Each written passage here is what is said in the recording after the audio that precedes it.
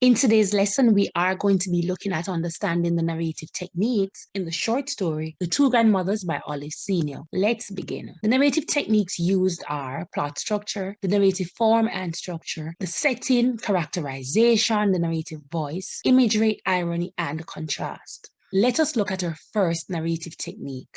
For this particular short story, a linear plot is used. Now, a linear plot is one where the narrative starts at the very end and there is a consecutive buildup of events or chronological buildup of events to the very end. So a linear plot is like a ruler. There is a start, a middle, and an end. The purpose of using this particular plot structure is that as the audience, we are led from one event to the next while building interest in the story, while responding to the increase in tension, while creating a better understanding of the narrator's experiences, as well as a better understanding of the plot development, the character's actions and reaction, thus better understanding or identifying the thematic concerns presented. For this particular short story, the exposition is the beginning of the very first letter that the narrator wrote to her mother. In this letter, she introduces us to her first grandmother and their experience with Grandma Adele in the country. The rise in action for this story is where she introduces us to Grandma Elaine, and as the readers, we can see the clear difference between both grandmothers' lifestyle and values. This began with the second letter and goes over into letter 3. The climax is in the fourth letter, where we, the readers, can see the changes in her values. We see that she's losing her innocence based on her questions about dating, men, and relationship, and we also see that it is here that she's becoming a woman. Unlike her other questions, we see that these questions are totally different. The fall in action for this story is in the fifth and sixth letter, and it is here that we see that she has totally changed her values and who she wants to be and how she wants to spend less time with Grandma Adele in comparison to Grandma Elaine. We also see how she's no longer comfortable in her own skin and that she seems to have lost her self-esteem. By letter 7, which is the end of the short story, we see that she has made up her mind about her values and beliefs, and we see which ones she wants to adopt from which grandmother and who she desires to spend more time with. For this particular short story also, the conflict is clear. There is a rift between both grandmothers and who she wants to spend time with. The differences are striking in their lives, in their beliefs, and their values. We see that as the narrator, she struggles to find her place, but eventually chooses to become a socialite. Let us look at the next narrative technique.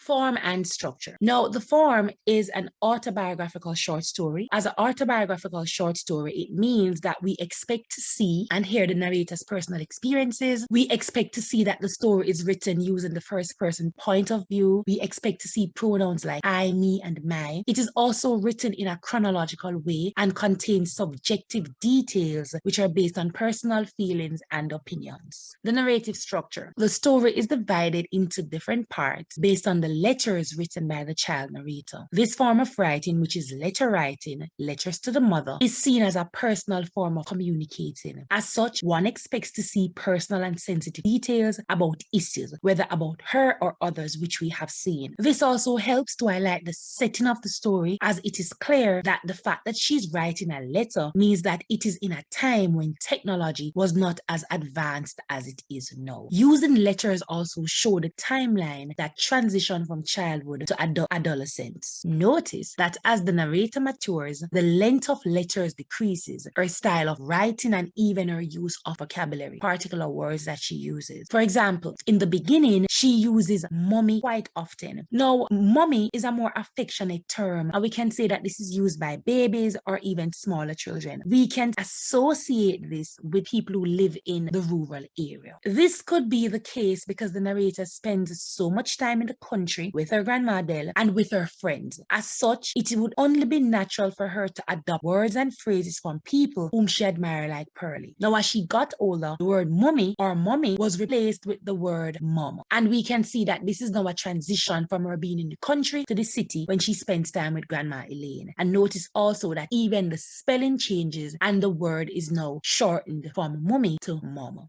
The structure of this short story, you will notice also clear use of punctuation marks, which is important in this particular style of writing, and especially because it is a child narrator. At the beginning of the story, we will see for the first couple of paragraphs or first letters that the narrator used a lot of question marks, a lot of exclamation marks, and dashes. This can show her innocence, the type of question she asks, and how she seems to use exclamation mark and question mark for almost all sentences. However, by her fourth letter, it is clear that she has matured and that she's no longer as innocent and as curious as she once was. This can be seen as she now uses fewer punctuation marks, fewer question marks, fewer exclamation marks, and fewer dashes in her speech and writing. Instead, she uses more ellipses, which could suggest that she is now thinking. She's more maturing, her thoughts are changing. She does not need to ask as many questions as she did because some things are now clearer to her. This shift could show that she has matured and has learned to keep some things private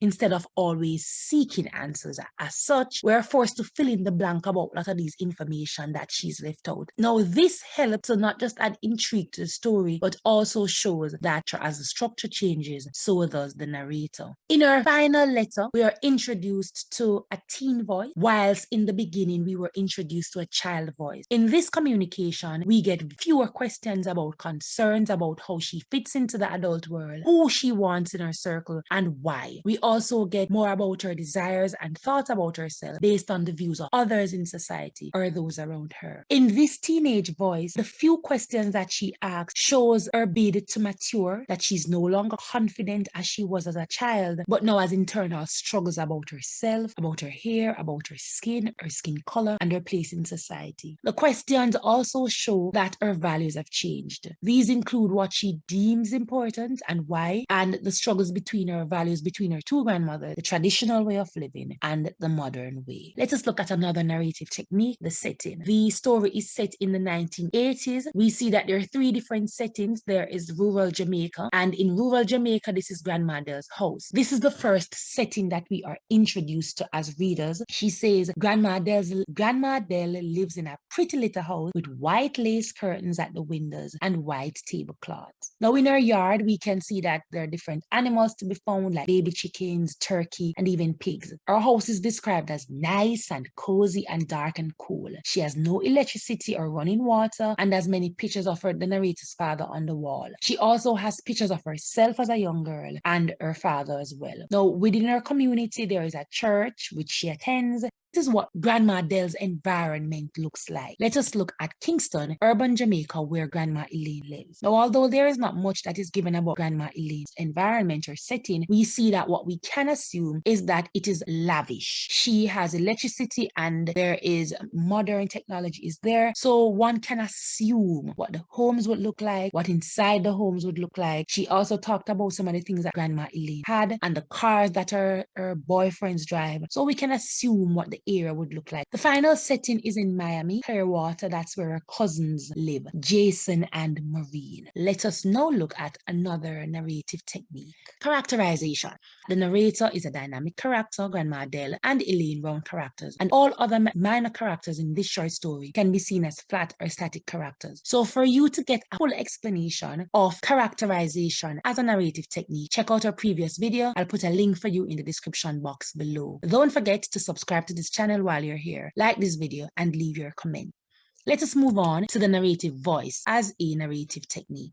The story is told from the voice of a child narrator, firstly as a little girl and then as a teenager. As one of the major characters and the narrative voice, we first meet the narrator as a little girl who retells the events about her visits to her grandmother over a period of time. We can identify this because the author allows the narrator to use pronouns like I, me, and me. As the readers, we get to know what she's thinking and feeling, as well as her thoughts about other characters. While the narrator is able to tell us what is happening, we are denied access to the thoughts and feelings of other characters. As the narrator, she was able to 1. Retell the events without changing her narrative voice. 2. She was able to build intrigue in the sense that as the narrative voice and one of the main characters, the narrator was able to provide details about her visits with each grandmother, beginning with her paternal grandmother, then her maternal grandmother. The story about Eulalie and how she fell made us as readers curious, as it is clear that the narrator was not privy to what happened to Eulalie. This also shows her innocence sense in that one can assume that this is not related to her falling, but something else. The story about her paternal grandmother not having a wedding picture was also an interesting story for us. It made us wonder, why is it that she doesn't want to talk about who her son's father is? How did she meet him? Was he already married? All of these thoughts can actually come rushing to her head, which can build intrigue in the story. As the narrator, she was able to make the story credible. As the first person narrator, we are forced to believe the narrator, as all events we are given are personal for her and are presented through her voice. Additionally, all the events presented are her personal experiences, thus creating a sense of close relationship between us, the readers, and her, the narrator. Despite the fact that she is a child and she lacks knowledge and experience, we are still forced to believe her version when she recounts these conversations between herself and her grandmother. Moreover, as she gets older and we realize that some of the events that she mentioned earlier were true but were not complete, we realize that she was only lacking in knowledge and experience. Moreover, as she gets older and we realize that some of the events that she was unable to fully retell, moreover, as she gets older and we realize that some of the events that she was unable to fully disclose to us are still accurate despite the fact that she lacked information, also made it more credible for us. Finally, the use of descriptive details. Now, this is used to help us learn more about the characters, both major and minor, as well as help us discover and learn new things as the story builds up. She uses a lot of visual and auditory imagery to help create the description of these events, and these are important. So let us now look at imagery as a narrative technique.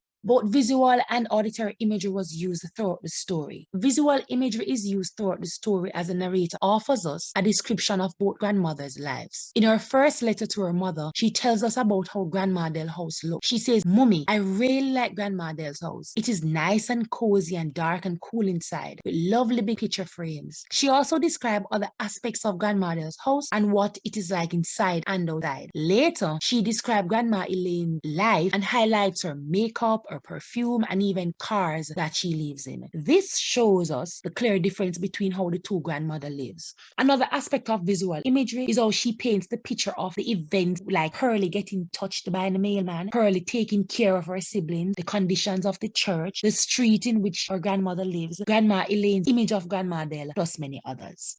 Auditory imagery was used throughout. Now we can just imagine the conversations that she has with her grandmothers. We can imagine the way she sounds. We can imagine how Grandma Adele sounds or Grandma Elaine sounds when she talks about Grandma Adele. We can also hear the changes in her voice from child to teenager based on the words that she used. So this is how auditory imagery was used, and it is important because through this we can see the changes in the narrator. So visual imagery helps to show the contrast between the grandma's lives, while auditory imagery helps to show the changes in the narrator. Let us move on to another narrative technique, irony. Irony was used for three reasons. It was used to create humor, used to highlight the conflicts, as well as to highlight thematic concerns, and reveal the main characters. Now remember that dramatic irony occurs when the audience knows something that the characters don't know. This is seen when the audience knows that Eulalie did not fall and get ill like the narrator thought, but she was actually pregnant. When she did not realize until the end that her maternal grandmother also had a child out of wedlock like Eulalie. When Grandma Elaine is not independent as she pretends to be and as the narrator believes her to be. Rather, she's dependent on men for her survival. All of these are ironic, especially with Grandma Elaine, in the sense that the narrator now prefers Grandma Elaine, believing that she has a better life, not realizing that she has to depend on men to facilitate the life that she wants to live, while Grandma Elaine is able to be self-sufficient. As a young girl, she desires to be a good person like Grandma Adele. However, as she grows older, she becomes selfish, materialistic, and vain like Grandma Elaine. All ironic. Situational irony is when the outcome is completely opposite from what it is expected to be. An example of this is when the narrator claims that she dislikes Maureen because she called her a nigger and that Maureen is fat and ugly, but she really hates Maureen because she wants to be light-skinned like Maureen with nice straight hair like Maureen. She wants the things that Maureen has. And so this is situational irony. It is also ironic that the child seems to like by Grandma Adele's house when it was dark and had no electricity versus as a teenager. One could assume that this dislike for the darkness as a teenager is how she feels about her skin color currently and her hair texture as a teenager. It is also ironic that Grandma Adele is critical of Eulalie and her sister being unwed mothers while she herself was an unwed mother. Another irony is presented in the beginning where the narrator reprimands her maternal grandmother for wearing makeup, but later on, this is what she chooses to do. The final narrative technique is the use of contrast. Contrast is used in the short story for 3 reasons. It is used to show the difference between Grandma Adele and Grandma Elaine, to show the difference between the narrator as a child versus the narrator as a teenager, and it is used to show the difference between the rural setting and the urban setting in which both grandmothers live and in which the narrator spends her time. When we first meet the narrator, she was a child who appeared respectful and did not care about her appearance. However, by the end of the story, she matured, she became more concerned about her appearance and what people thought of her. Her younger personality is a stark contrast to her older personality. As a little girl, she finds Grandma Adele's rural home cozy, dark, and cool. However, as she ages and as the story progresses, it is no longer appealing for her, and she finds this darkness to be awful and finds the house to be crowded. As such, she no longer looks forward to staying with Grandma Adele, but finds it a difficult task and seems to prefer the lifestyle of Grandma Elaine. The narrator has contrasting experiences with each grandmother. The contrast is presented in the urban versus the rural life of both grandmothers, their belief system, their values, their status in life, and even their family structure. This has once again taken us to the end of our video for today. Don't forget to like this video, leave your comment. Remember to subscribe if you have not yet subscribed, and hit that notification bell so that you can be informed when new content like this is created. Until then, bye.